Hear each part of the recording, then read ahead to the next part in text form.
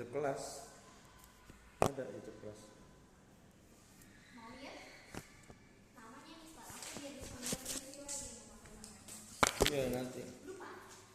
Oke ya. Nah, apa sih percepatan? Nah, kan kemarin udah belajar tentang apa? Gerakannya.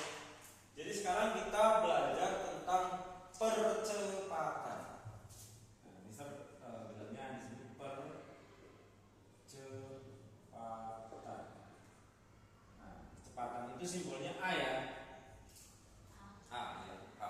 Percepatan. Jadi kalau ada rumus misalnya ada tulisan A titik atau A dikali A bisa dikali A, nah, atau titik A itu namanya percepatan ya.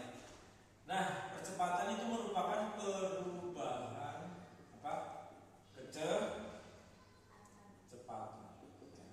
Tapi tiap waktu. Tiap waktu. Jadi gini, logikanya kalau kita naik sepeda tanpa dikayuh, tapi jalannya turun, lama-lama akan semakin cepat atau semakin lambat?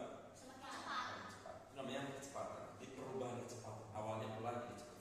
Sama kayak naik roller coaster kan, cepat, lambat lagi. Jadi ada perubahan kecepatan. Namanya ini.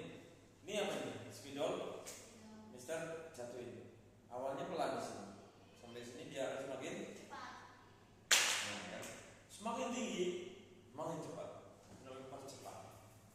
Perubahan kecepatan. Cepat. Oke. Karena di sini perubahan kecepatan tiap satu waktu, maka percepatannya A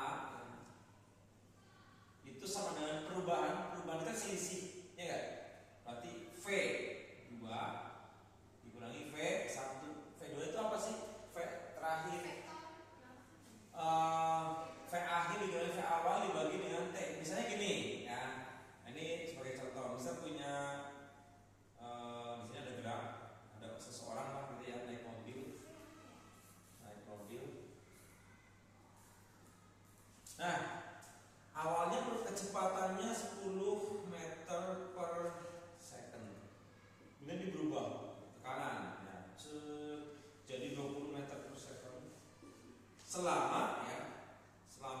Selama katakanlah waktunya, itu waktu ya. Selama